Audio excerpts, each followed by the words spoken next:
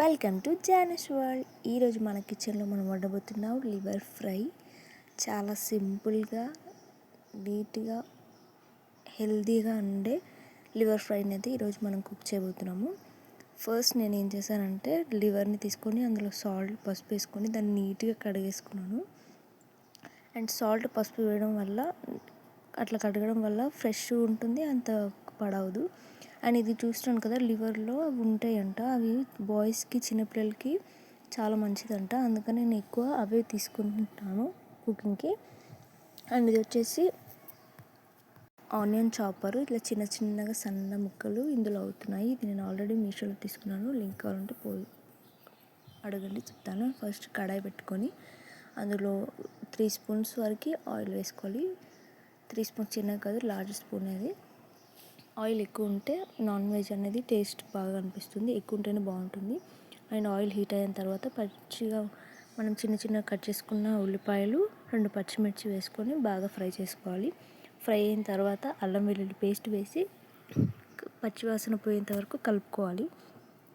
తర్వాత అందులో కొంచెం పసుపు వేసి అది మొత్తం ఇట్లా దగ్గరగా వచ్చి ఫ్రై అయ్యేంత వరకు అది బాగా ఫ్రై చేసుకోవాలి. పసుపు, అల్లం వెల్లుల్లి మొత్తం బాగా ఆనియన్లు ఫ్రై అయిన తర్వాత,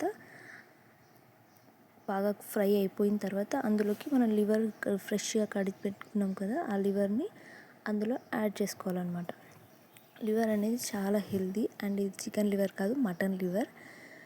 ఫ్రెష్గా కడిగేసింది తీసుకొని ఇప్పుడు అందులో కడాయిలో వేసేసుకోవాలి. ఆనియన్, దీంట్లో ఉన్న వాటర్ మొత్తం ఆ ఆనియన్స్లోకి వెళ్ళి ఆ ఆయిల్ మొత్తం ఆయిల్లో ఫ్రై అయ్యి వాటర్ మొత్తం ఇంకిపోయేంత వరకు మనం దాన్ని ఫ్రై చేసుకోవాలి. ఒకసారి అలాగా కలిపేసుకొని బాగా అది కలిసిపోయిన తర్వాత దాన్ని కలిపేసుకొని ఆ వాటర్ మొత్తం ఆవిరైపోవాలి. ఇప్పుడు దాన్ని క్లోజ్ చేసుకుందాం. కొంచెం సేపు మూత పెట్టి వాటర్ మొత్తం లాగేసుకునేంత వరకు చూద్దాం. ఒక 5 మినిట్స్ తర్వాత తీస్తే వాటర్ కొంచెం కొంచెంగా రిలీజ్ అవుతూ ఇంకిపోతుంది అన్నమాట వాటర్. మళ్ళీ ఒకసారి కలుపుకొని మళ్ళీ మూత పెట్టేసి ఒక 2-3 మినిట్స్ అలాగే హై ఫ్లేమ్ కాదు, లో ఫ్లేమ్లోనే కుక్ చేసుకోవాలి. చూసారా, వాటర్ మొత్తం అట్లా పైకి వచ్చేసి వాటర్ మొత్తం అయిపోయిన తర్వాత ఆయిల్లోనే ఇప్పుడు ఫ్రై అవుతుంది. ఆయిల్లో ఫ్రై చేసుకోవాలన్నమాట. అలా కొంచెం సేపు ఫ్రై అయిన తర్వాత అందులోకి కారం, నేను 1 స్పూనే వేస్తున్నాను, ఎందుకంటే మాది కారం చాలా కారంగా ఉంది, అందుకని 1 స్పూన్ సరిపోద్ది. 1/2 స్పూన్ సాల్ట్, 1 స్పూన్ ధనియాల పొడి, 1/2 స్పూన్ జీలకర్ర పొడి, కొంచెం గరం మసాలా వేసుకొని బాగా కలుపుకోవాలి. నేను ఎక్కువ మసాలాలు అవేం వేసుకోను, మైల్డ్గా మసాలాలతోనే కర్రీ అనేది చాలా అంటే చాలా టేస్టీగా అనిపిస్తుంది. హెవీగా మసాలాలు యాడ్ చేస్తే అవే ఫ్లేవర్ వస్తుందన్నమాట. సింపుల్గా ఉప్పు, కారం, గరం మసాలా అంటే సరిపోతుంది. ఒకసారి కలిపేసుకొని మళ్ళీ దాన్ని మూత పెట్టేసి కొంచెం సేపు పెట్టాలి.